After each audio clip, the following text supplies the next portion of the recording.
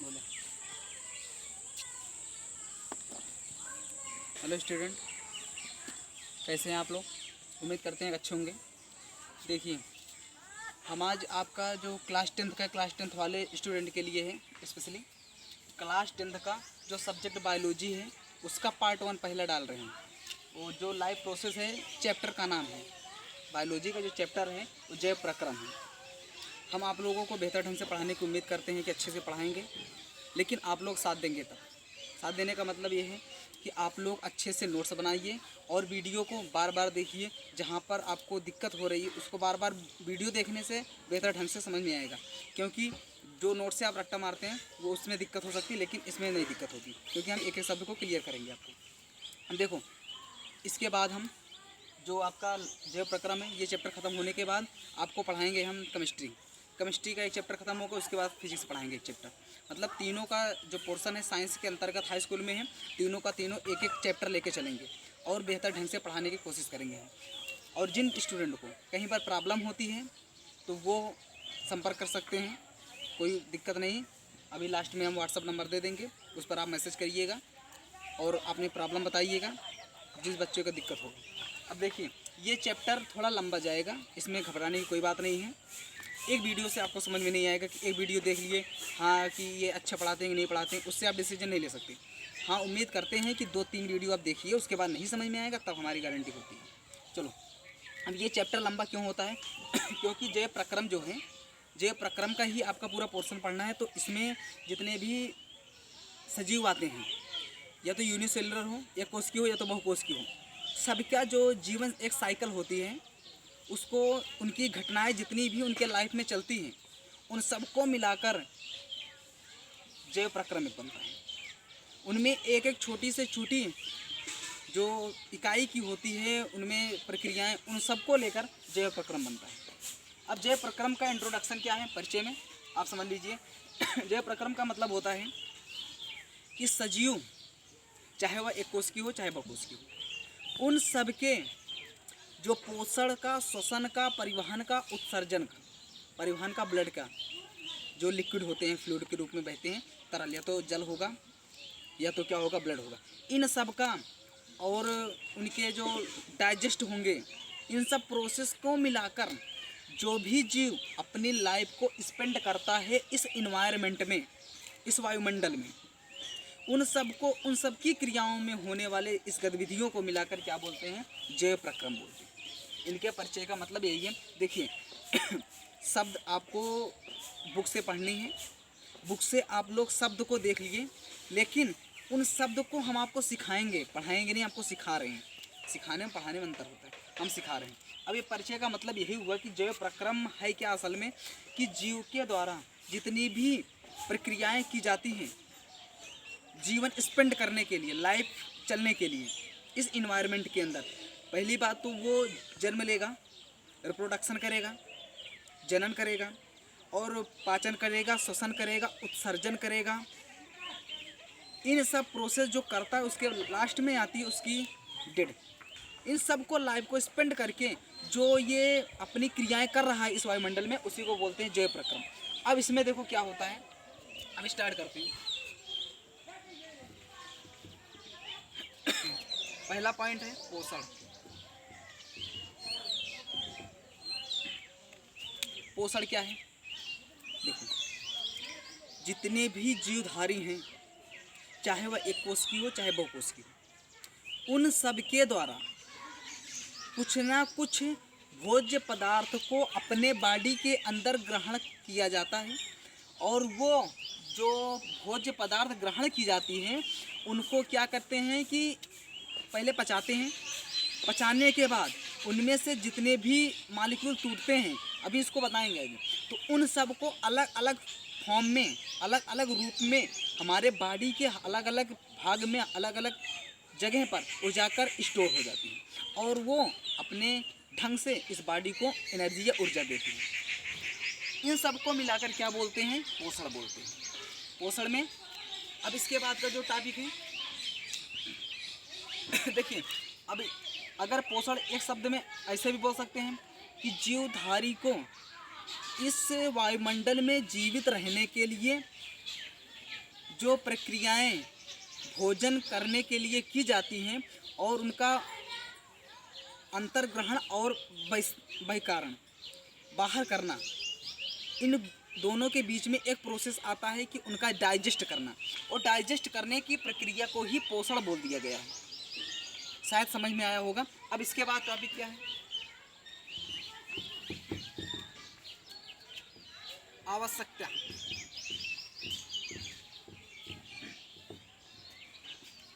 पोषण की आवश्यकता क्या होती है? देखो, पोषण की आवश्यकता क्या है, सब लोग जानते हैं कि यदि कभी आप लोग महसूस करो कि कहीं पर कट जाता है तो क्या होता है, वहाँ की जो सेल होती है वो डैमेज हो जाती है। पहला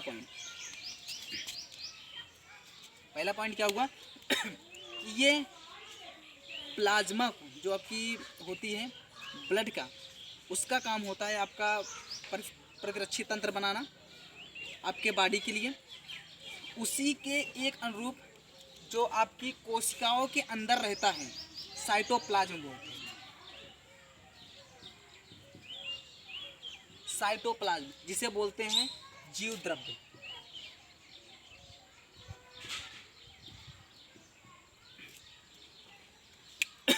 जीव द्रव्य आपकी कोशिकाओं में, एक आपको फिगर से दिखा रहे हैं, ज़्यादा क्लियर हो जाएगा।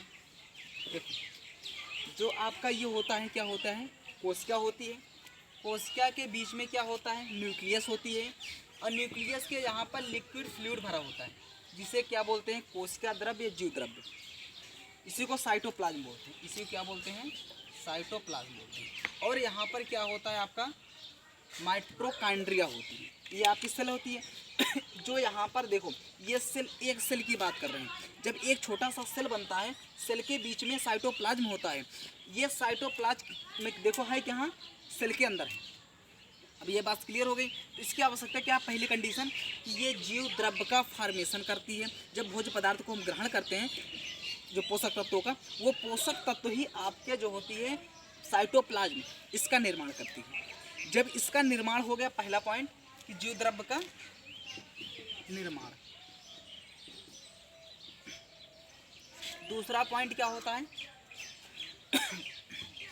जब साइटोप्लाज्म का निर्माण हो गया है तो यह पाया कहाँ जा रहा है, कोशिकाओं के अंदर। तो सिंपल सी बात है कि कोशिकाओं के अंदर यदि किसी भी चीज़ की टूटी फूटी होती है, कोई भी पार्ट टूटता फूटता है, तो उसको जो मरम्मत करने का काम होता है साइटोप्लाज्म का। अब कोशिका का मरम्मत,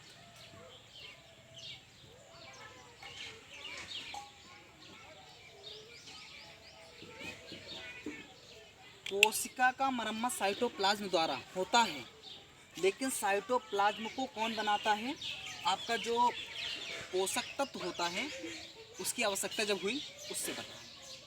शायद क्लियर हुए होगा। और क्या होता है, तीसरा पॉइंट,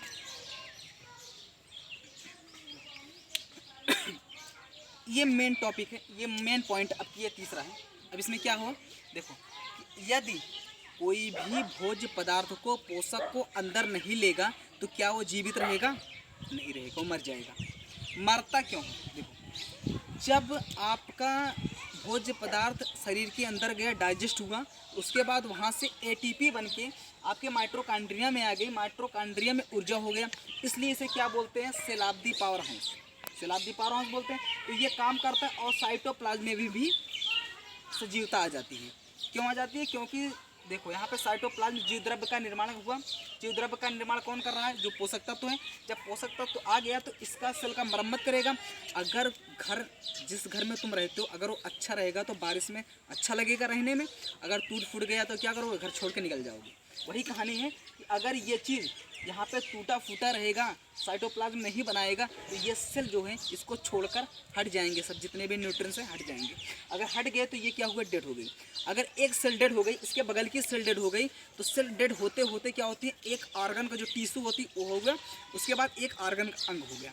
अंग हुआ तो पूरा बॉडी इसी तरीके से डेड होगी, स्टार्ट कर देती। इसका मतलब तीसरा पॉइंट क्या हुआ कि जीवन जीने के लिए जो आवश्यक सामग्री होती है वो क्या होती है, आपका पोषण होता है।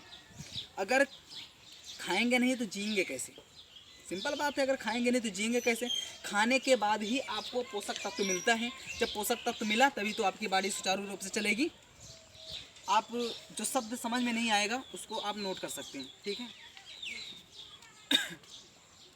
ये आवश्यकता हो गया। इसके बाद का टॉपिक जो है, देखिए आपको हम पॉइंट पॉइंट लेकर पढ़ाएंगे। पॉइंट पॉइंट हम समझते हैं कि एक एक चीज़ क्लियर होती चली जाती है। अगर एक ही बार में पूरा का पूरा हम लिख देंगे, उसके बाद हम उंगली रखते हुए समझाते चले जाएंगे तो क्या समझ में आएगा? उम्मीद करते हैं बहुत ही कम समझ में आएगा। अब इसमें 2 पॉइंट हो गया कि आवश्यक पोषक तत्व। अब इसमें क्या है, तीसरा पॉइंट, देखो पोषक तत्व की आवश्यकता हो गई। अब तीसरा पॉइंट है कि जो पोषक तत्व हैं कौन कौन से पोषक तत्व। एक एक पॉइंट है पोषक तत्व। अब पोषक तत्व में क्या की चीज़, देखो आप लोग अगर माइंड में देखो एक बार अपने माइंड में, तो शब्द आपको लिंक होती हुई नज़र आएगी। पहला पॉइंट क्या था, पोषक होते क्या हैं, उसको बताए कि भोज्य पदार्थ जो चीज़ प्राप्त होती है हमें जीवन जीने के लिए, वो चीज़ें पोषक होती हैं। अब पोषक की आवश्यकता पढ़ें कि वो पोषक की आवश्यकता क्या होती है। साइटोप्लाज्म का निर्माण करना और कोशिकाओं में टूटी फूटी मरम्मत करना और जीवन को सुचारू रूप से चलाने के लिए हमारे सेल को एनर्जी देना। अगर ये चीज़ समझ में आया। अब इसके बाद क्या है कि पोषक तत्व तो असल में है क्या, क्या चीज़ की हम बात कर रहे हैं, किसकी हम बात कर रहे हैं, यहाँ पे बात किसकी कर रहे हैं, पोषक तत्व की। पोषक तत्व तो वो असल में होता क्या है जिसकी हम बात कर रहे हैं। अब देखो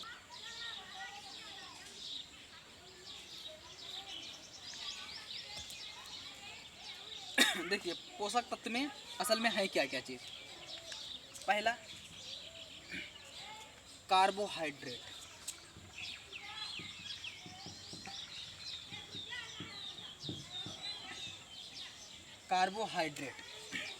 जो भोज्य पदार्थ हम खाएंगे, जिसके लिए हम जीवन यापन कर रहे हैं, उसमें पहला जो है कार्बोहाइड्रेट। अब कार्बोहाइड्रेट एक एक पॉइंट को लेते चलो, क्या दिक्कत है। कार्बोहाइड्रेट क्या है, देखो कार्बोहाइड्रेट एक ही शब्द में जितनी भी मीठी चीज़ें हम खाते हैं, जितनी भी मीठी सामग्री हम खाएंगे, उन सब के अंदर कार्बोहाइड्रेट पाया जाता है। जैसे रोटी होती है, ब्रेड, रोटी को अगर आप कूचकर कुछ देर कूचकर तब खाओ, जब लार अच्छी तरीके से मिल जाए उसमें, तो देखो हल्का सा मीठा लगता है। मीठा लगने का मतलब क्या हुआ, उसमें कार्बोहाइड्रेट पाया गया। और दूसरी चीज़ असर ये होता क्या है, जैसे ग्लूकोज, और क्या हुआ फ्रक्टोज, और क्या है माल्टोज, शुगर। कार्बोहाइड्रेट में ये सब चीज़ें हम जानते हैं कि ये चीज़ मीठी होती है। अगर ये मीठी चीज़ है तो ये कार्बोहाइड्रेट है। अब इसमें ये होता क्या है कि जब कार्बोहाइड्रेट है, मीठी चीज़ें हम खाते हैं, रोटी हुआ, शुगर हुआ, फ्रक्टोज, ग्लूकोज, कुछ चीज़ खाते हैं, तो ये चीज़ें क्या होती हैं, टूट जाती हैं। टूटती किस में है, एटीपी में। किस में टूटती है, एटीपी में। अब यही एटीपी जाके आपके ब्लड में घुल जाता है और ब्लड में घुलने के बाद ये आपके सेल के माइटोकॉन्ड्रिया में चला जाता है। अब माइटोकॉन्ड्रिया में गया तो इसी को बोलते हैं ऊर्जा। इसको क्या बोलते हैं, ऊर्जा। ये हार्ट के चैप्टर में आपको मिलेगा। ये चीज़ें समझ में आया, कार्बोहाइड्रेट। दूसरी पॉइंट जो होती है आपकी, इसको हटा दें, एटीपी, ऊर्जा। दूसरी पॉइंट क्या होती है आपकी, वसा। वसाएं, देखो पहला कार्बोहाइड्रेट, अब दूसरा वसाएं। वसा क्या चीज़ होती है, जितनी भी तैली चीज़ या तो चिकनी पदार्थ, वो सब के सब वसा होती है। पहला पॉइंट, पहला नंबर का, इसमें जो होती है कुछ प्राकृतिक होती हैं, कुछ प्राकृतिक जैसे वनस्पति होती हैं, कुछ आपके घर के पास पाई जाती हैं। वनस्पति में क्या होती हैं, जैसे मूंगफली,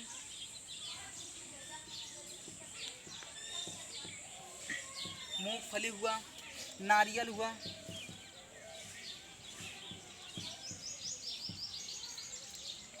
या तो बादाम हुआ, काजू हुआ, जिसमें कि चिपचिपा पदार्थ, तैली चीज, चिकना पदार्थ हो, वो चीज़ वसा की होती हैं।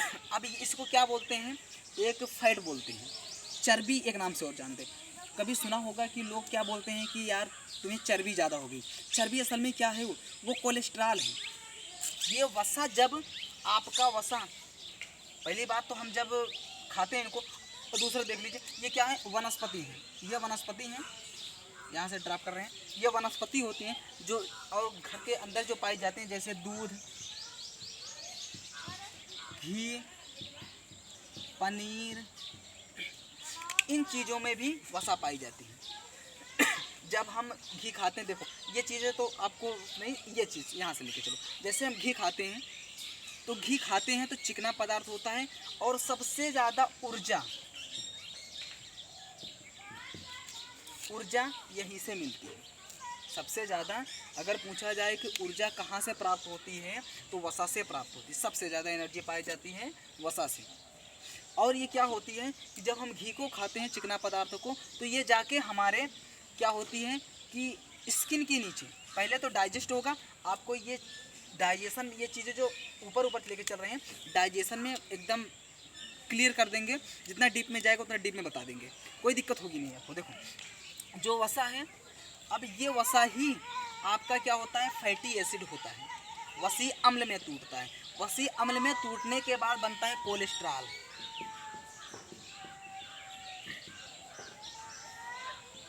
जो कोलेस्ट्रॉल आपका ये वसा से बना हुआ है, यही स्किन के नीचे जाके आपकी क्या होती है, स्टोर हो जाती है, जमा हो जाती है। उम्मीद करते हैं सही अच्छे ढंग से समझ में आया होगा कि कार्बोहाइड्रेट क्या है और क्या वसा क्या है। अब तीसरी पॉइंट क्या है,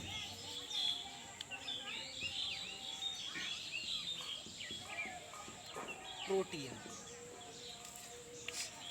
देखो प्रोटीन क्या होती है, प्रोटीन भी ऊर्जा का एक फॉर्म होता है। कुल 5 तत्व, 5 प्रकार के होते हैं पोषक तत्व।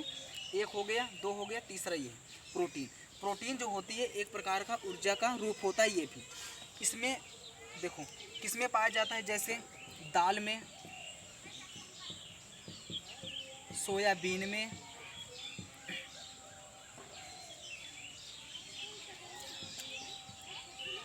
चना में,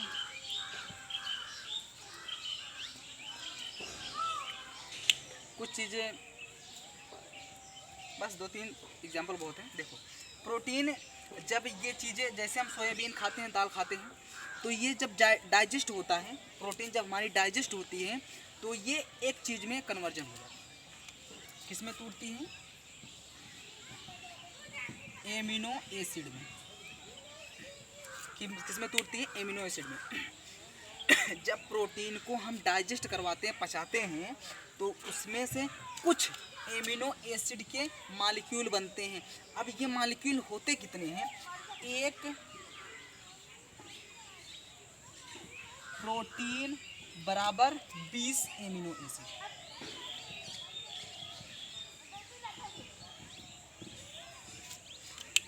जब हम एक प्रोटीन के मॉलिक्यूल खाते हैं, तो 20 एमिनो एसिड हम एब्जॉर्ब करते हैं अपनी बॉडी। और जो एमिनो एसिड होती है, ये भी ऊर्जा का एक प्रकार का रूप होता है। अब ये प्रोटीन एक काम और करती है कि जो आपकी सेल होती है, कहीं पर डैमेज हो गई, तो उसको भी मरम्मत करने का काम भी प्रोटीन ही आपकी करती है। और चौथा पॉइंट क्या हुआ, विटामिन।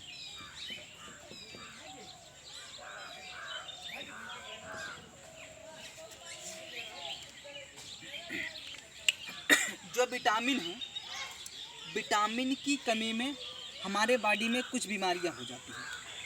इनकी एब्सेंस से कुछ प्रेजेंस बीमारियां आ जाती हैं। जैसे विटामिन ए होता है, विटामिन बी होता है, विटामिन सी, डी, ई, के सब होती हैं। अब इसको सबको बताएंगे। अब देखो जो विटामिन होती हैं, तो ये हमें साग सब्जी से जो मिलती हैं, कुछ तो भोज्य पदार्थों से, जैसे रखा हुआ गेहूं चावल होता है, इनसे प्राप्त होती है, कुछ दालों से प्राप्त होती है, कुछ मांस से प्राप्त होती हैं। इस तरीके से विटामिन जो होती है हमें प्राप्त होती है। और इनका काम भी होता है कि हमें प्रतिरोधक क्षमता, ज़्यादा एनर्जी में प्राप्त करना। इनसे हम क्या करते हैं, प्रतिरोधक क्षमता ज़्यादा प्राप्त करते हैं। इनसे ये लड़ने में सहायता करती हैं। अब जो विटामिन होती हैं 2 तरीके से होती हैं। नंबर 1, जल में घुलनशील, दूसरा वसा में घुलनशील। विटामिन भी 2 तरीके से हैं। पहला जल में घुलनशील विटामिन, दूसरा क्या, वसा में घुलनशील विटामिन। जो आपकी वसा में घुलनशील होती है उसी एक नाम से जानते हैं,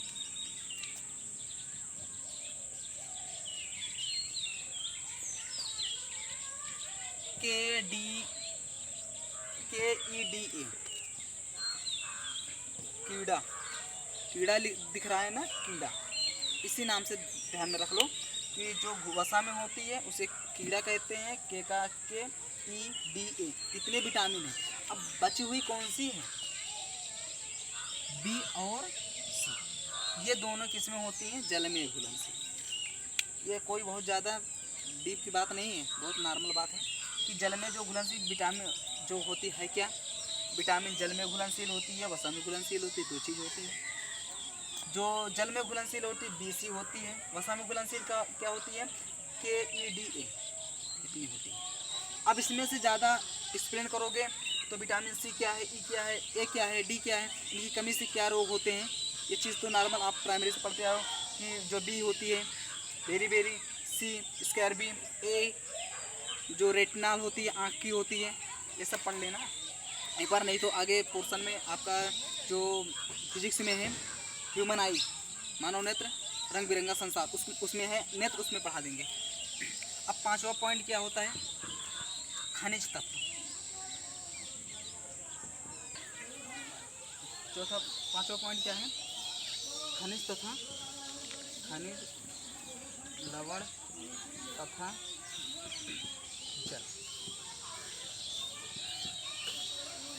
खनिज, लवण तथा जल। अब ये क्या है देखो, जल तो जानते हो H2O है, ये हमारे बॉडी को रिक्वायरमेंट होती है, ब्लड में जाता है, उसको तरलता प्रदान करती है, उसके बाद आपके मसल्स में जाती है।